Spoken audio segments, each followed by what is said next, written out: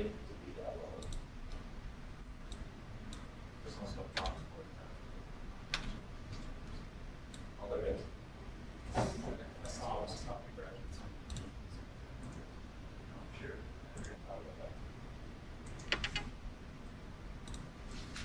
Got it, right? Maybe just be sure that.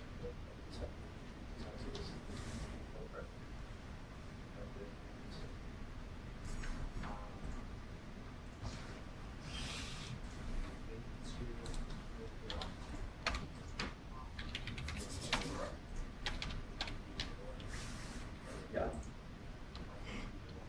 Oh, really?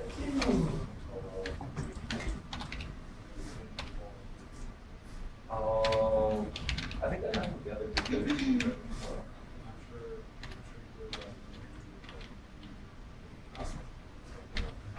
We didn't even use our resume for that point. We as soon as we could, because we couldn't get it to resolve. We took it out of the reactor on the lid, and then we tried to dissolve it, so we could at least get the dry weight of it. Solve it, and we could have dissolve things inside. It's stuck to the glass. It's 1,000 pounds over that.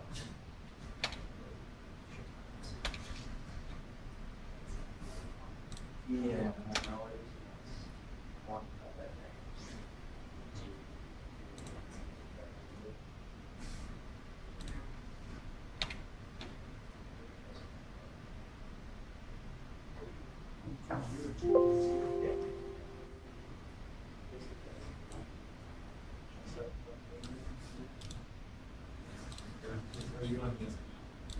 I am, yes, if I use panel right now.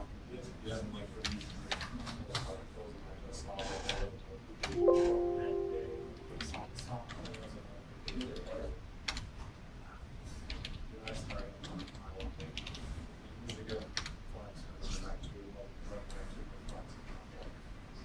Well, I have a pretty decent fee in this one. About $1 million, $100. Maybe with them, Christian McCaffrey and Greg Olson. Greg Olson goes to Christian McCaffrey don't do much. Greg Olson is they're down for Christian. So I'm just one. Where did you do that?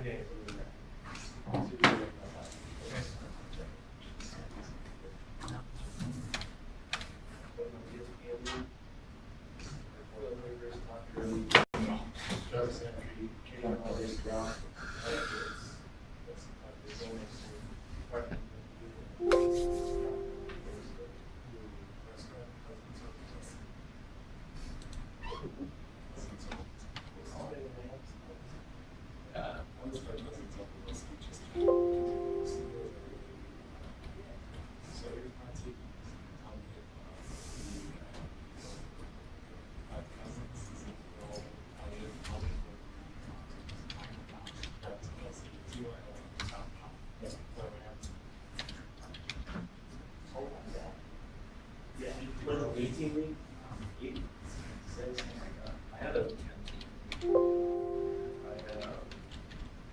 Campbell,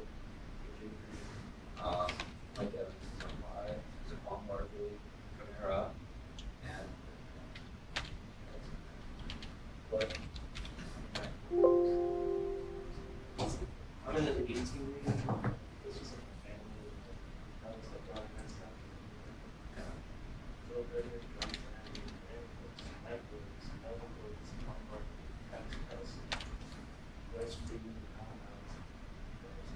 So I think shop.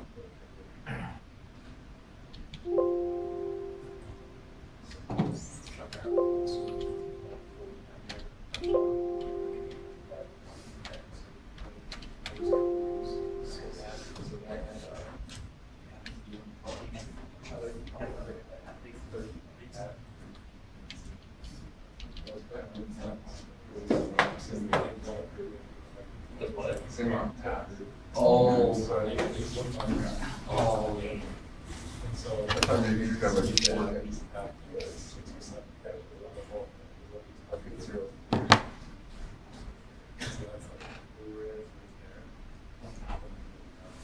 Do you think anyone else will show up? Not in a reasonable time? Huh? Not in a reasonable time? Okay. Did you got the code script?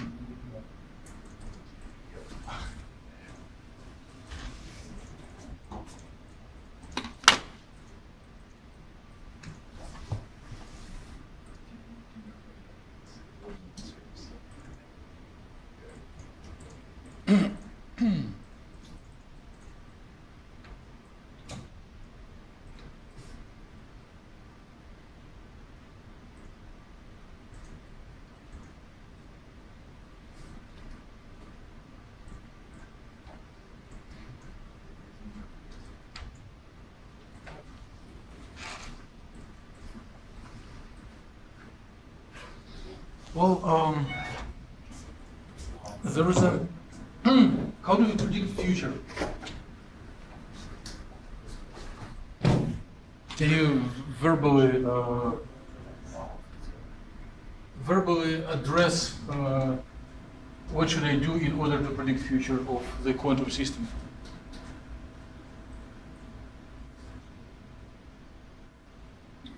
Like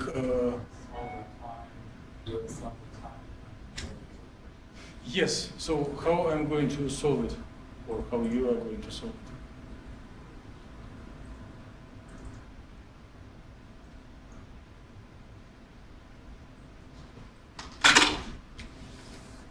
So if we function in the future with understanding that we do have the wave function of the past. So what are the steps?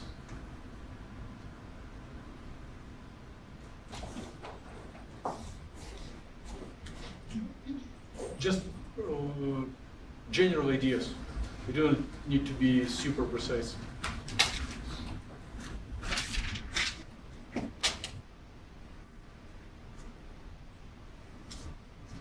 Anyone? I doubt that you cannot answer because everyone was so successful in the homework based on the grading.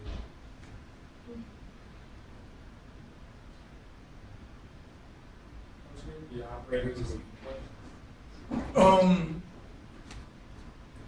Yes, but let's suppose that we have already solved the eigenenergy equation. So we know the phi I of x and we know set of the energies. And we do know the initial condition.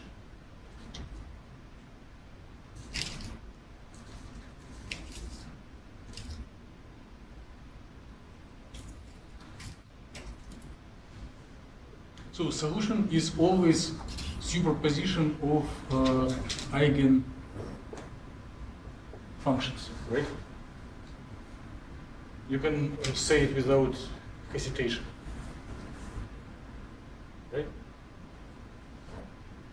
But we do have time dependence. Where does it come to?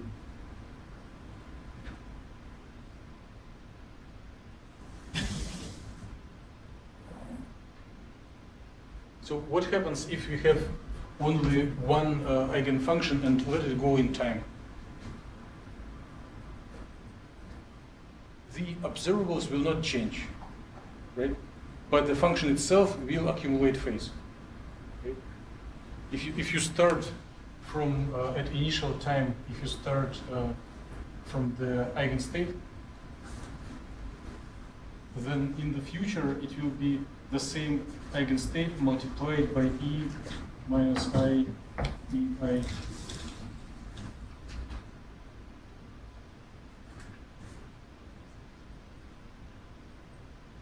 Okay?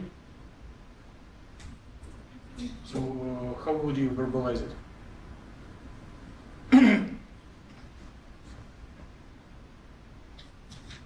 How would Alex verbalize it?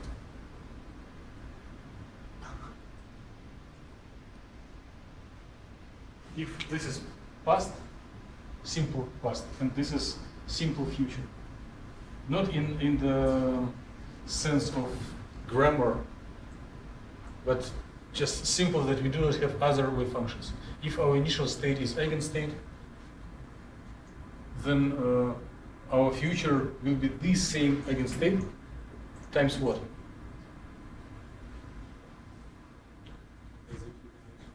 Yes, yes, that's correct. Phase accumulation. Right? Now, if we do have superposition of many wave functions, like phi1 of x, plus phi2 of x, plus phi3 of x, at time equals 1, or time equals 0, then after some time lapses, that's fine, but later I will need to resolve it. After sometimes lapses, each of them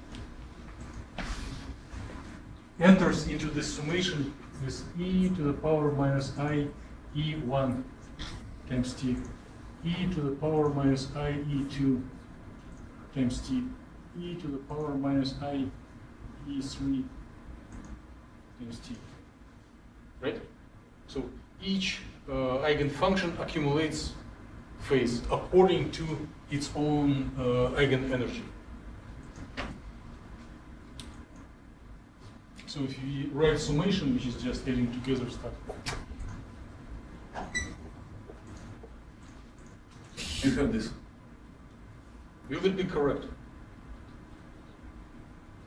What is wrong? What is missing? Yes. Where are my coefficients? I was looking just for marker of different color, not for coefficients.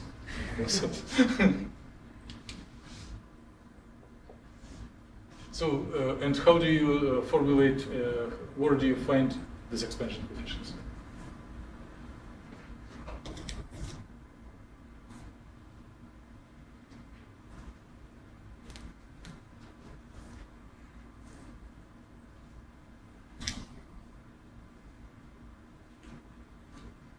How did you answer this question in the homework?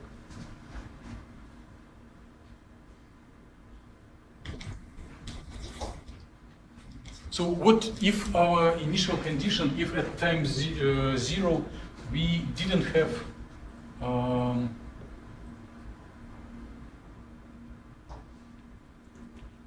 like we didn't have third and we didn't have first wave function?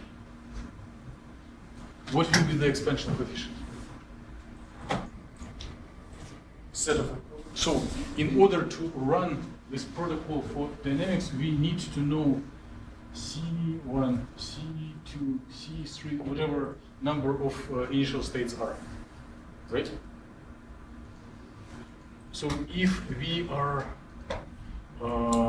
at time 0, we have only this wave function, then C1 will be 0 because it is not contributing, C3 will be 0, C2 will be equals 1, right?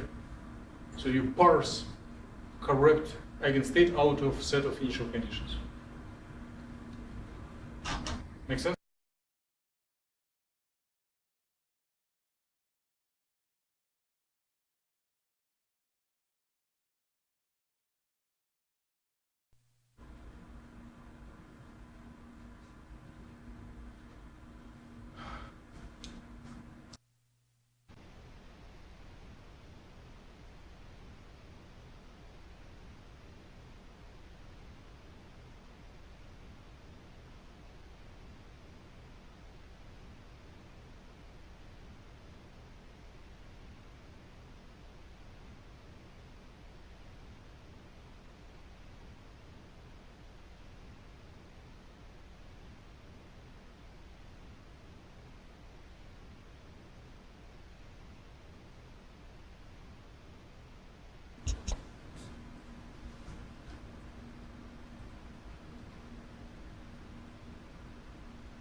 Please try to help.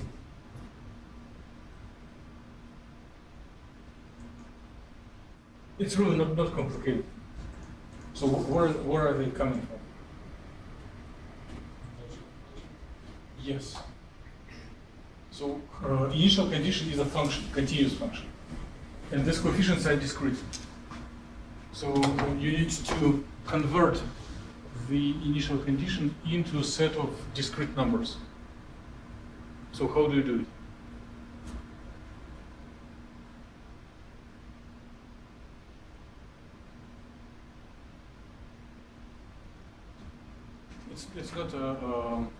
It's not a lecture. I was not planning to speak on it myself. So how to convert initial condition into expansion coefficients?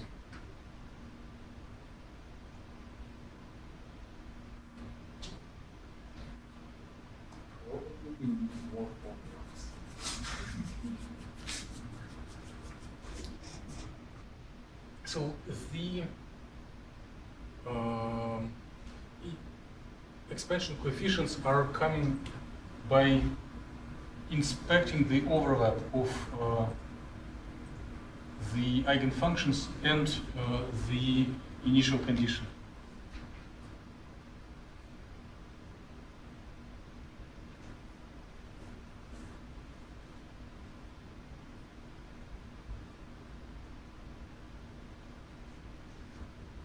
Does it look similar to the lecture material? No. What is wrong? What is different from the lecture? I don't remember that. How? You don't? Who else do not remember it? Really? Okay, then probably we are going too fast in class. We need to make less new material and more tricks. It is what I'm slow.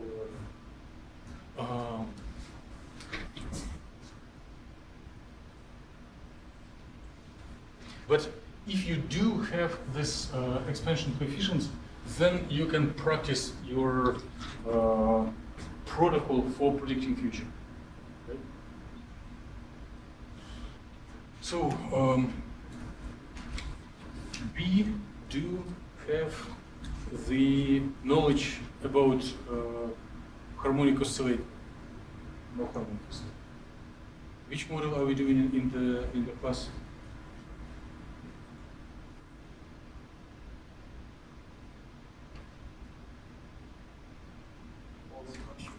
What do we do in the class?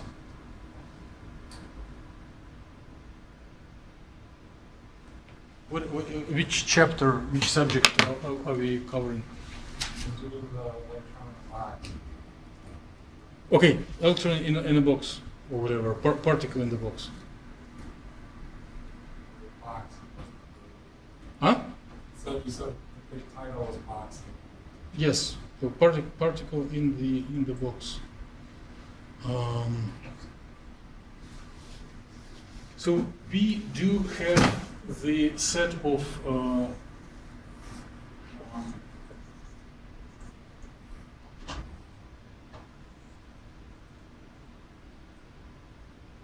energies, which will be coefficient inversely proportional to L square, Y square, H bar square, and then 1 square here, and second energy will be Y square, H bar square, L square times 2 square, which will be 4. And the shape of wave functions come from the trigonometric functions, right? So we're just making a little offset. Okay? So if you want to predict future of the electron in a box, particle in the box, we need to add together so this square root 1 over L sine 1 by x over L, and this will be square root of 1 over L sine 2 pi x over. So we need to add together these two functions. So I'm just practicing writing down this same equation, but plugging in real things. So wave function 1 sine pi x first term, second term, sine 2 pi x over L. And each of them is multiplied by e to the minus h bar. I'm plugging here first energy. Y squared, h bar squared, L squared times t. Second term, e to the power minus I h bar pi h squared over t or L squared times 4 because of this 2 squared times t. So we almost have the answer, but what are the missing parts? What is missing in this expression? Compared to what is there? Well, first our summation runs only over first lowest states, but that's natural. We do not have energy to go further away. We are just at the beginning of consideration. But what else is missing? Yes. So we need to put some expansion coefficients. And what is the condition for expansion coefficients? How do you, if I put, suppose today I feel lazy and I do not want to go into details of computing them, and I just want to guess something for quicker turnaround. So I put some numbers, and you want to judge me and tell whether these coefficients are good or bad.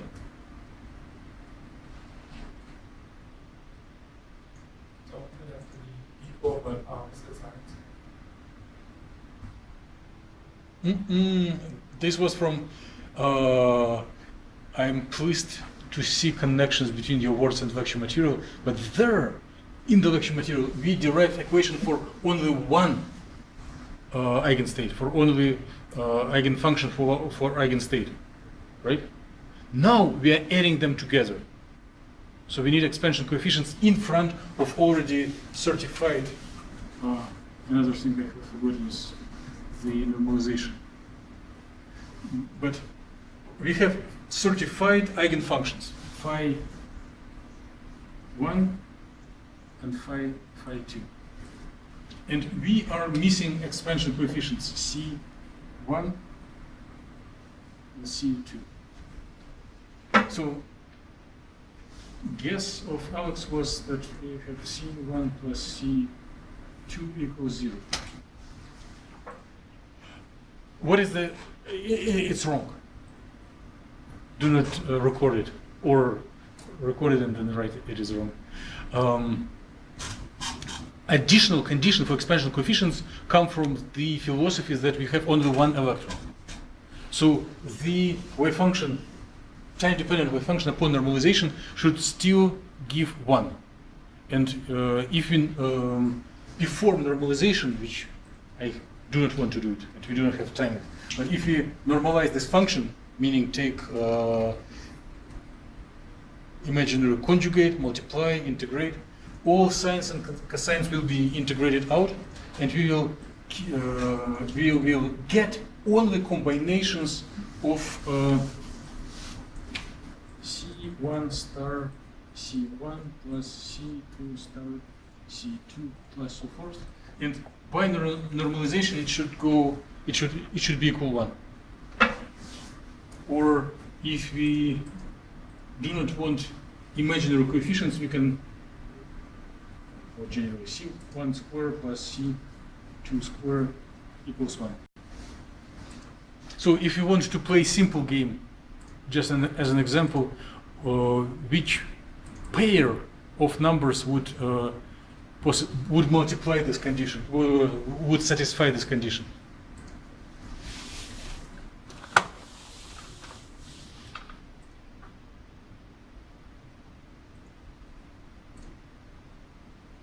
I believe in it. Well, since it is only one equation and two unknowns, there are several solutions. But give me an example. Very simple. 0 and 1, yes. So possible initial condition is C1 equals 0, C2 equals 1, which means you have excited your electron in a box from first ground state to second ground state. Or opposite, you can keep it in ground and then have first excited. But eigenstates are boring. I know they are part of any course, but they do not change much in time. So the interesting thing, if we have both of ground and excited coexisting simultaneously.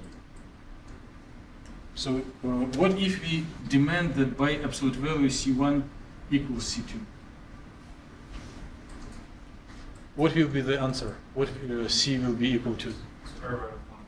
Yes, perfect. If you ever open any textbook in quantum theory, you'll see this test expansion coefficient everywhere. So why don't we try just replace this C1 and C2 by square root of 1/2, because we do not need to torture each other too much with complicated things. We just need to try something to see how mechanics is working. Okay? So the goal of today's meeting and the goal of the homework that I hope you will bring on Friday, well, the actual work is nothing. You just run the code, make screenshots, and put it in PowerPoint and bring it to the class. But I really want that you do it in a literate way. Not as robots that just follow the operations, but that you can explain what is going on by human words. Okay? So what does, how, does anyone has the formulation of the homework for Friday? What is asked there? Part 1. Yes. Consider electron in a 1p box in the bell. At time 0, it resides in the superposition of ground state and first excited states with equal probabilities. See, stop. See, it is what we already did. Right? So we modeled superposition of ground and excited state with equal probabilities. So if expansion coefficient is square root of 1/2, then probability of being ground state and excited state is 1/2, right? Square of this, so 50% in ground and excited. So we kind of done half of the homework. But please try to explain it a little bit in human language. Thank you. Can you please continue? Find expectation values of position operator as a function of time using a tab MATLAB code. Okay. How do you interpret the, anyone has interpretation of this assignment? Or it is too much? Isn't that saying find the Gaussian distribution? Find distribution, probability distribution. It doesn't need to be Gaussian. And you will see it will be not Gaussian. Okay? So I'll probably need to erase there and write more.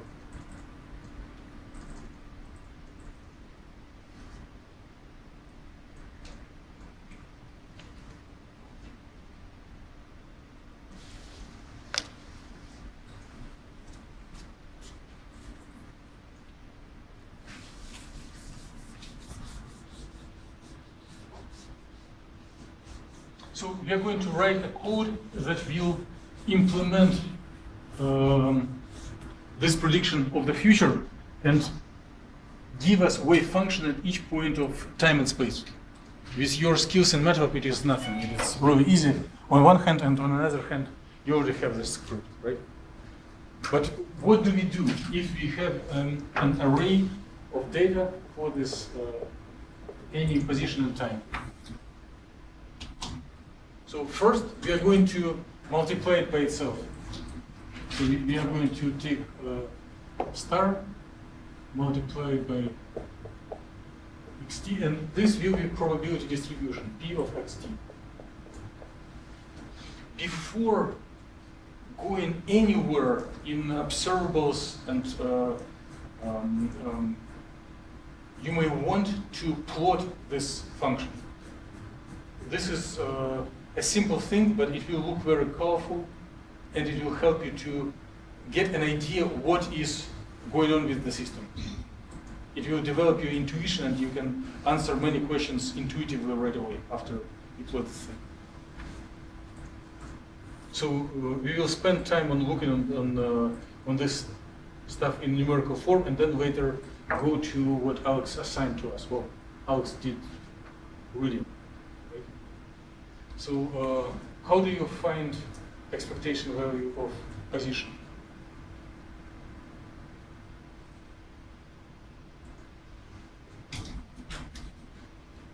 It's postulate number 5. No.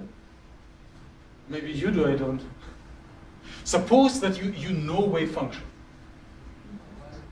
Huh? Suppose that wave function is already good, normalized. If you start with normalized expansion coefficients, 1 over square root of 2, everything is normalized.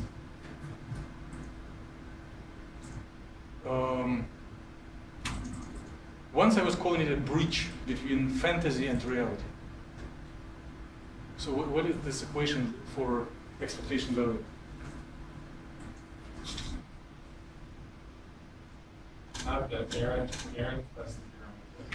Ehrenfest, it is you are thinking in a right direction, but Ehrenfest theorem is more detailed thing. It is how to connect quantum theory with classical theory, how to reproduce Newton's equation.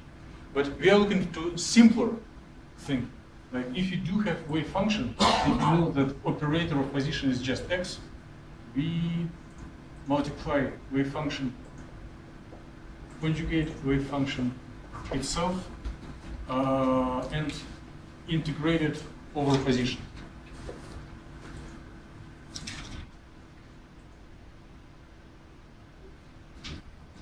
So if we know wave function, if we form this operation, as a result, we will get position which may or may not depend on time. And the main take-home message, or not take-home message, main scientific question to the problem that we are going to explore with method today is whether position of electron will stay constant or it will move.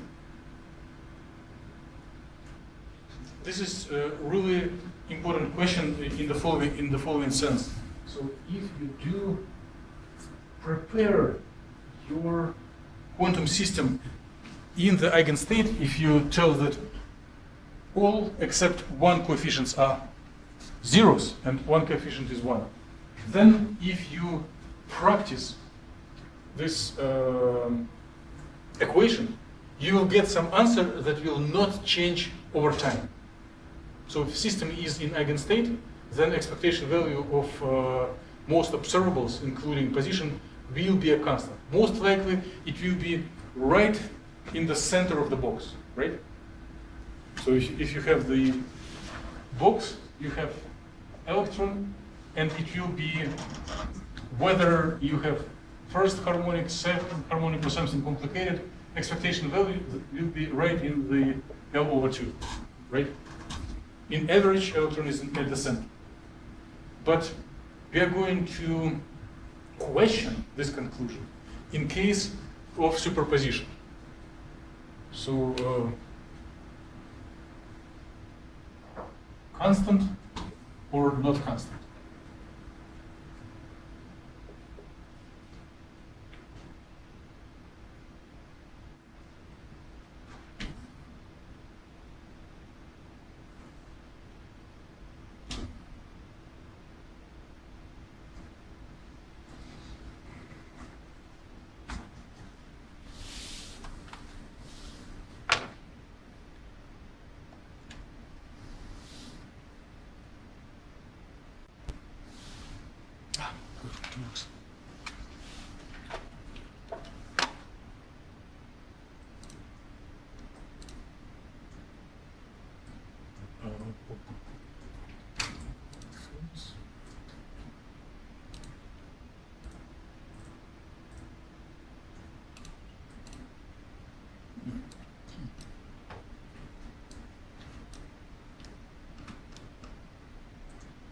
So let's quickly go over the code and then probably try to run it. But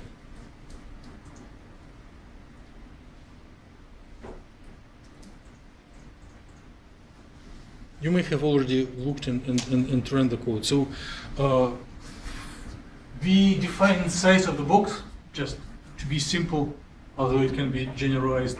We define the grid points for position, and then we already plug in the equations for first and second states, for ground and excited state, right?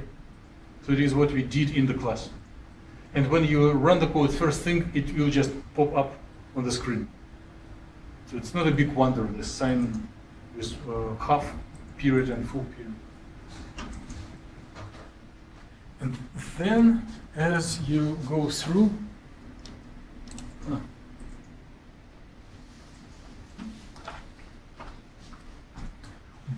if in case you are going to explore the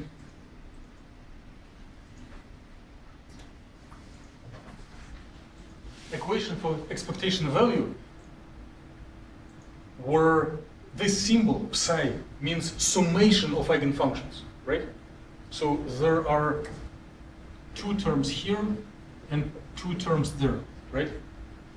So what will be the total number of terms? Yes, 4. And each term will have products of wave functions.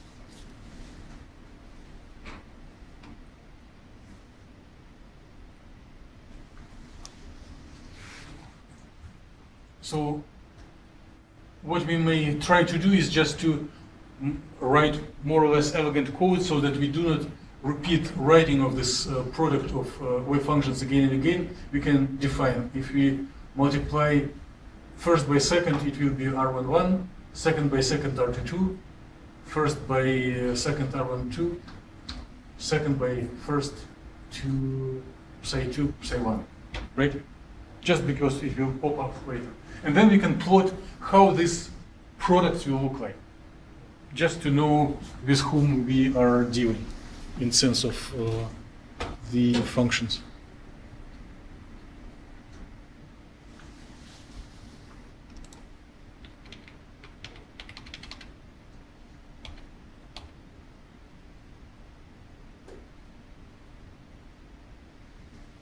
Then if there are no time dependency, if we are looking on the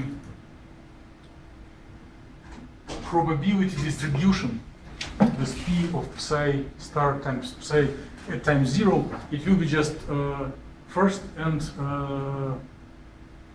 term where we have product of first wave function of itself and second wave function of itself with probability 1/2. But as time will pass by,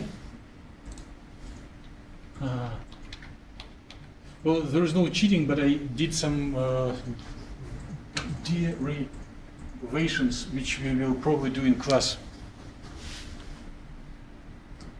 I didn't realize until we were it here.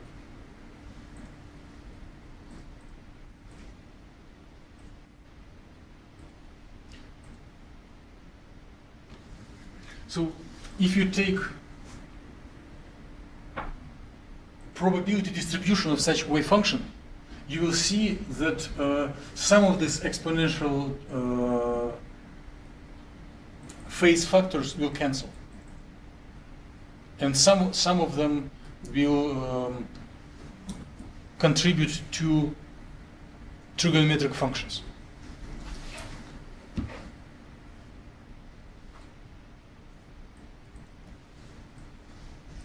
So for terms where the indices are the same, the phase accumulation factors will cancel.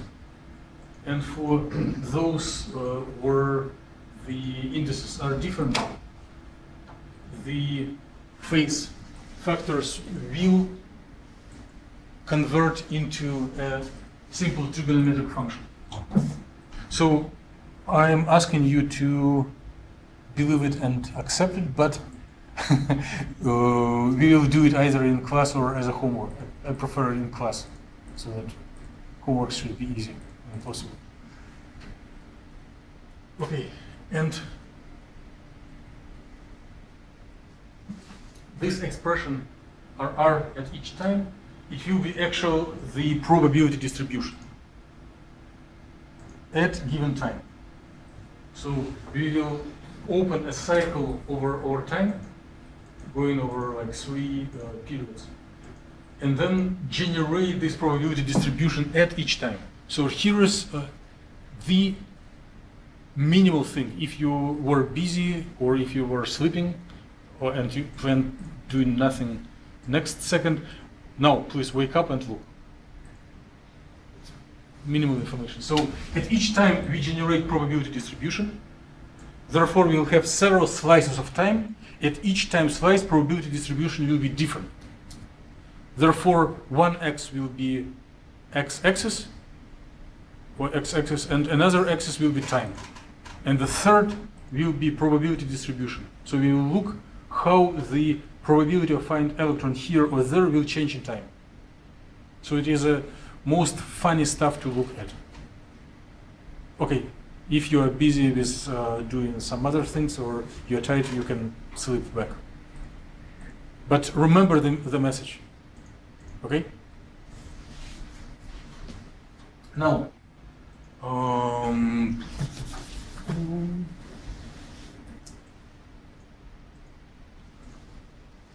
let's look back on this equation. We can reinterpret it once again, since psi star times psi will be just probability distribution. We can rewrite this equation this way: probability distribution times x, and then integrate. Okay? And this probability distribution is named as variable RR in the code.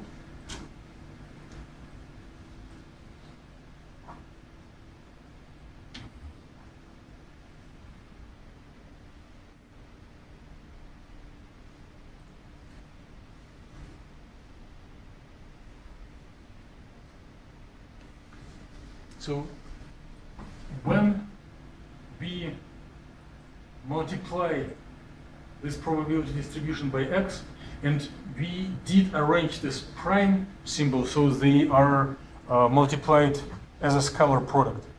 So it means first element from one array by second element from second array plus first and first plus second and second plus third and third. So it will be equivalent to just integration, summation of this product. So in fact, this will be expectation value of position, which is requested in the homework assignment.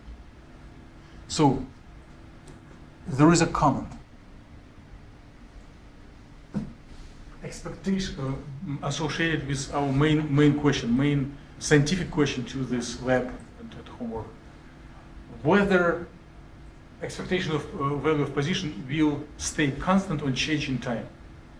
So we are going to put a cycle over time, and we are going to recompute this AX for average X again and again at each point of time. And the question will be whether this expectation value will stay the same at each time step, or it will be modified. So here is a little trick. So we are accumulating this AX into variable average X. So at each step, we use old variable and add new element. So the size of this vector grows and grows and grows each time we go. And the same accumulation is going for the distribution. So at the end of the cycles, there will be two variables, AV of X for expectation value of position,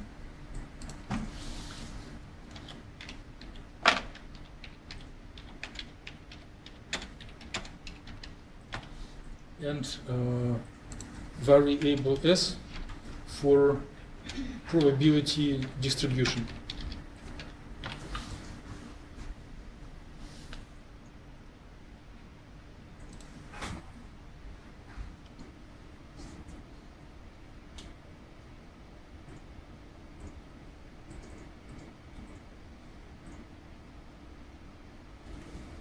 Okay, let's run and see what happens. Probably you were already running it, but let's do it together.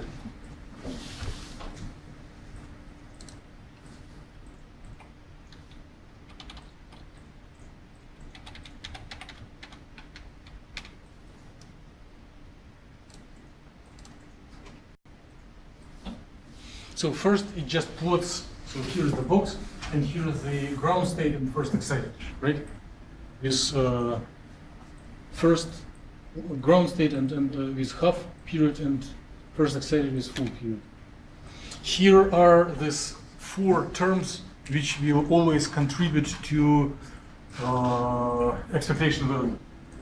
So this function which look a little smoother, it is so-called diagonal terms where the indices are the same, and this dashes which goes sometimes negative is the product. So first wave function times second wave function. What happens if you hit enter? Huh? Okay, so what does it mean?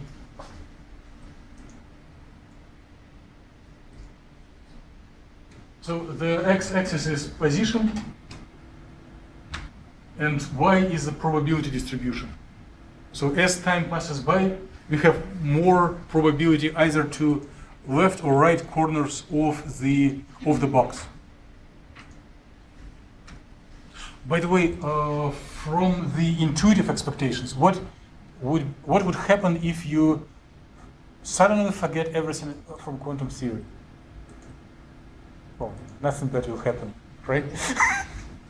And then you throw in a classical particle in the box. What would it do? Like if you have billiard ball between two walls and there is no friction on a billiard table. It will, roll to a wall, bounce back, roll to another wall, so it will go forth and back. So the movie that you have observed was the same thing. An analogy between quantum and classical. So the probability distribution will bounce forth and back between walls. And remember,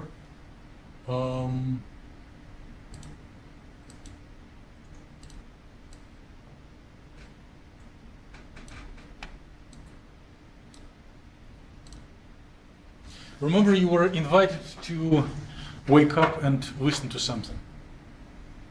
Right? So that we are looking for probability distribution as function of position and time. So it is the same thing as you did observe in the movie, but if you ever decide to do scientific papers, it's not very common to publish movies. But if the color maps distributions are fine to used in scientific communication. So the yellow means it is higher probability to find an electron, and blue means lower, zero probability to find an electron. So we originally start at left edge, and then it kind of bounces. It doesn't approach right to the edge. It starts reflecting before it touches. It reflects force and back, force and back.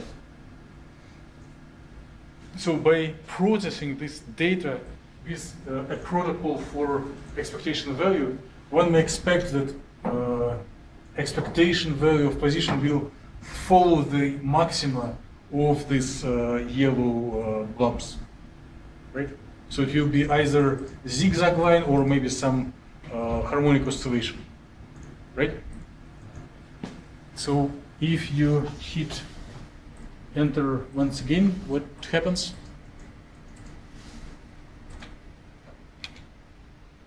Nothing happens. Maybe in your version it should be something better. Double check the window. Oh, maybe it's additional window, yes.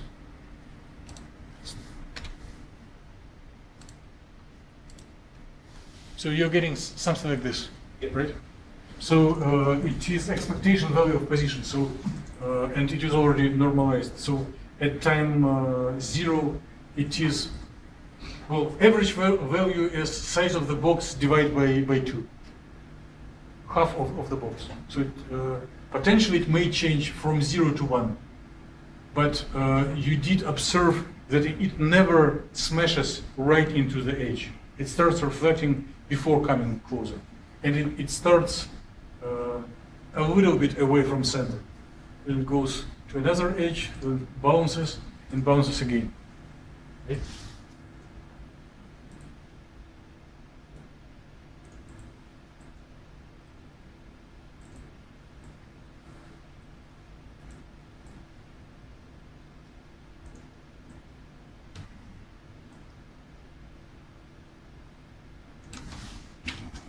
So goes left and right, left and right. Ah.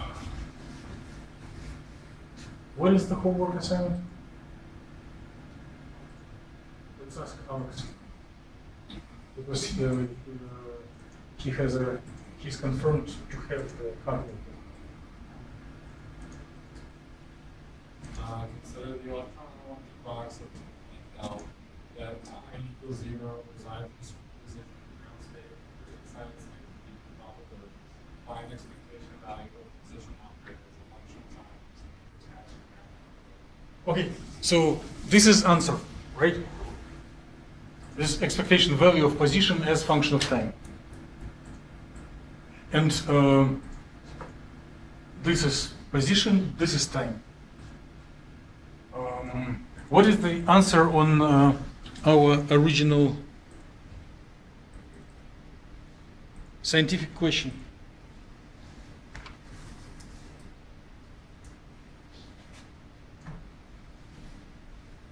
Is it constant or not constant? Good.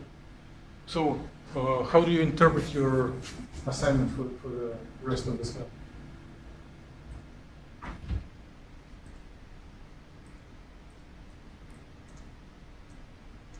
Make screenshots from of the distribution of this function, put it in Word or PowerPoint, and write some legitimate explanation as you typically do in other web reports. Right? At such extent that if we invite external graders, he or she will understand what is going on. Do not be lengthy, but do not write, I'm done what was required, here is my feedback. Do a little bit of explanation, like position, distribution, center, follows, or another good like you don't follow what I'm feeling right now. Clear? Okay, I'll make plans and make circles around and see if you are happy. And then, if time allows, I will do the same thing as Bill did on previous week. I will enter the lines of code that will save the movie. I didn't put it in the homework, but you all can try to do it. We place the movie on YouTube, send you a link, that's some else. But it's secondary. First, screenshots and verbal explanation.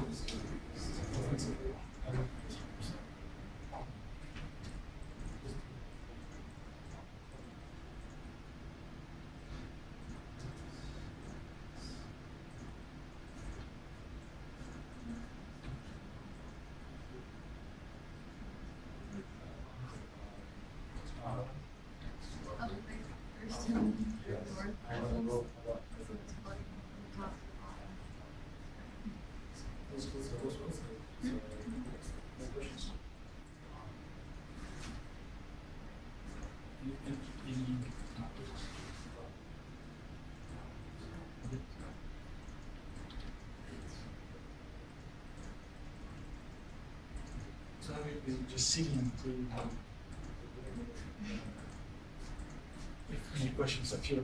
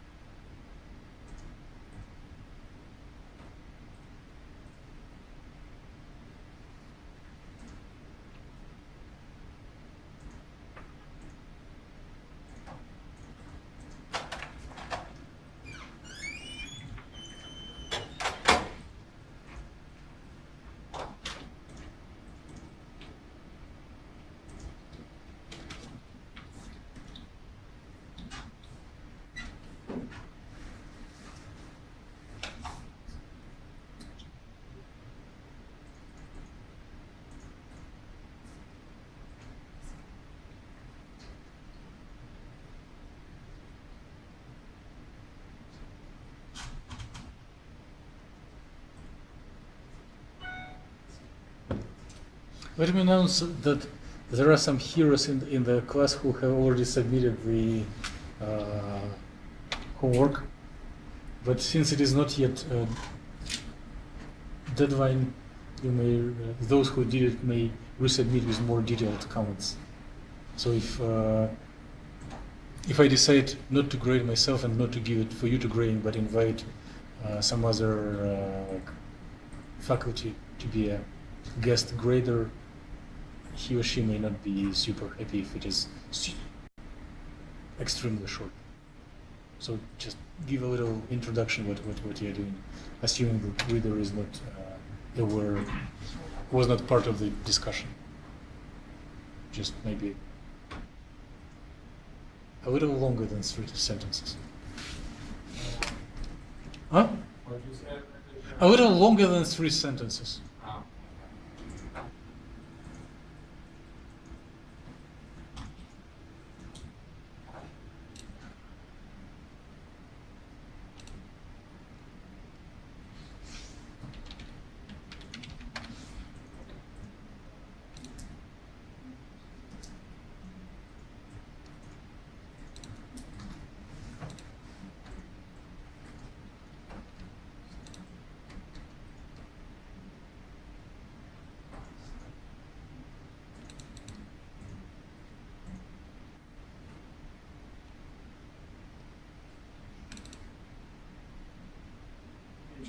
Yes. On when we have all the little like mountains, you said that the peak were not exactly on the outside. Why was that?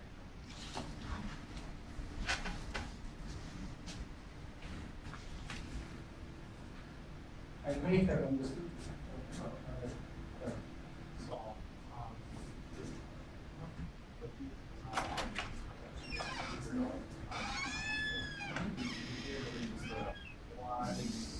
Because of the point. okay.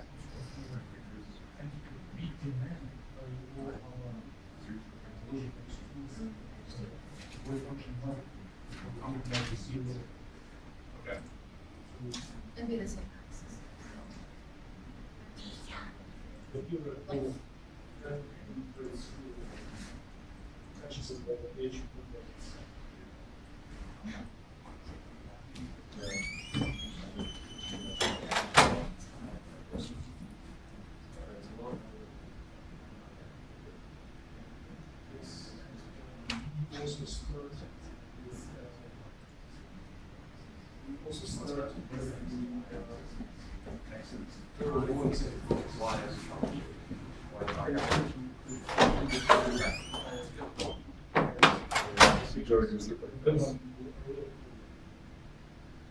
Just flipped.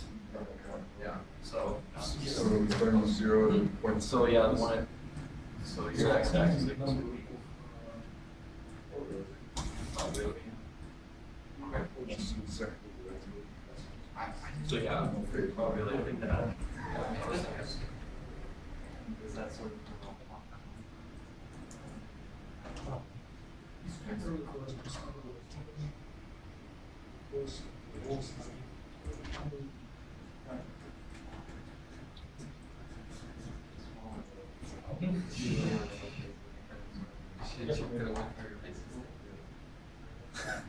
That brings some stuff in my mind.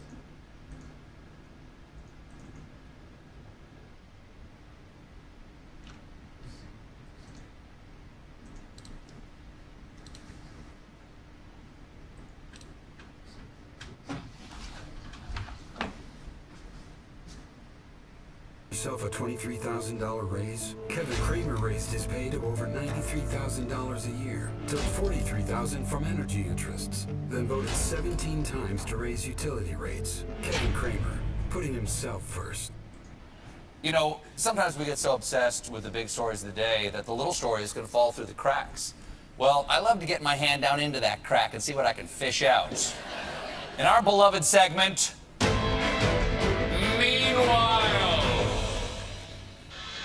Meanwhile, yesterday I told you all about Donald Trump holding that press conference backed up by the cast of Reservoir Dorks. But take a look at Treasury Secretary Steve Mnuchin behind Trump while he's speaking. What is it? What is it that he's doing? Is he going to hock a loogie on Jared? Does he have a hairball? We don't know. Turns out there's a perfectly reasonable explanation once you turn down Trump and turn up Steve Mnuchin's audio. Jimmy, can we hear that, please? Nobody knew a thing like this could have happened. When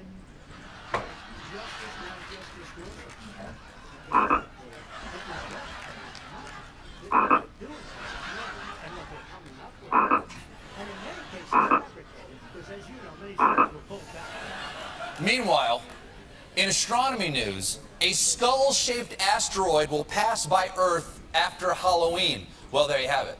Donald Trump's president, giant skull is appearing in the heavens. Now we just need the oceans to turn to blood, and we can finally check apocalypse off our bucket list. Now, a few points of clarification. First of all, please do not freak out. It's not really a skull-shaped asteroid. It's just a ball of rocks and frozen gas that has lost its luminance after too many trips around the solar system, and it's technically a skull-shaped death comet. Isn't that reassuring? No, honey, it's not a skull asteroid, it's a death comet. Good night. Meanwhile, we have another edition of our segment, Animal in the Human Place. Where did that animal get into this time, Jim? It's a horse in a coffee shop. Yes, a horse in a coffee shop. Why is he putting on such a rampage? Turns out they misspelled his name on the cup. Meanwhile, a battle is raging in Houston, Texas, where the city's mayor is pushing back against a robot brothel that is coming to town. Uh-oh, the robot brothel is coming down the street. The idea makes sense. Who among us hasn't fantasized about patronizing a prostitute that can also destroy you at chess? At this robot brothel, customers will pay for use of the dolls and a private room, and sessions range from 30 minutes up to 2 hours. Totally up to you how you divide that time between sex and weeping over what brought you to this moment. Your Roomba will never forgive you. We'll be right back with Eva Longoria.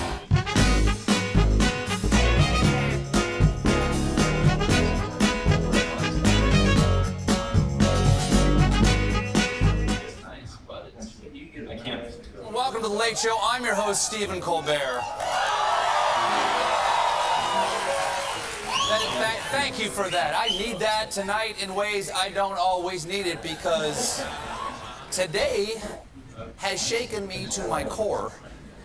And I don't think I need to point out that at 54, there's not a lot of core left. It's a nice suit. It gives me the illusion of core. Yeah, nice. Before we get into whether our president is the Siberian candidate, I'd like to take a moment right now to remind you of something Lincoln said. America will never be destroyed from the outside. If we falter and lose our freedoms, it will be because we destroyed ourselves. And a house divided against itself cannot stand. They were his two most famous tweets. So, with that in mind,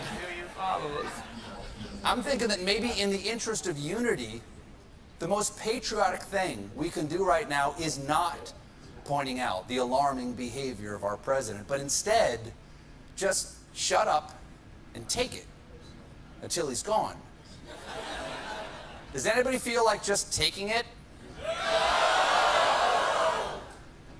Me neither. So, here's the thing. I was worried. Worried there for just a second. So, Trump's in Helsinki with his buddy Vlad. And this meeting is just 3 days after 12 Russian military intelligence agents under direct Kremlin control were indicted for hacking the 2016 election. Now, 12 agents sounds like a lot, but remember, they're Russian, so they were all nested inside one big agent. Okay? Now,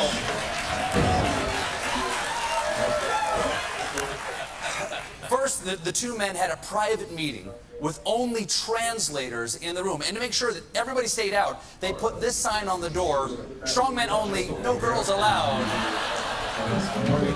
And just before we get into the nitty-crazy of what they said during their post-meeting press conference, let's see how people reacted to Trump's performance, because the reviews are in. You have been watching perhaps one of the most disgraceful performances by an American president at a summit in front of a Russian leader that I've ever seen. We heard the worst that we could possibly hear from a U.S. president while standing alongside Vladimir Putin. You should call this the surrender summit. This was a worst-case scenario going into this. Disgusting. That's what made his performance disgusting. I'm sorry, just the only way I feel. It's not a right or left thing to me, it's just wrong. Wow. Those are the worst reviews I've seen since Titanic. And I don't mean the movie. 1 star, I drowned, great band though. That's positive. That's kind of positive. Kind of positive. You don't hear that part. You don't hear about that part. Well, why so bad? Well, he was asked about Russian meddling with our election and whether he believed all of our intelligence agencies or Putin. My people came to me, Dan Coates came to me, and some others. They said they think it's Russia. I have President Putin. He just said it's not Russia. I will say this, I don't see any reason why it would be.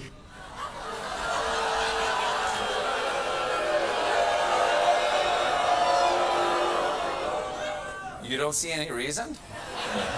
Do you own a mirror? Because after throwing your intelligence community under the bus just then, you then threw it in reverse and turned them into roadburger. I have great confidence in my intelligence people, but I will tell you that President Putin was extremely strong and powerful in his denial today. No, boo all you want, but he's extremely strong and powerful. He does not skip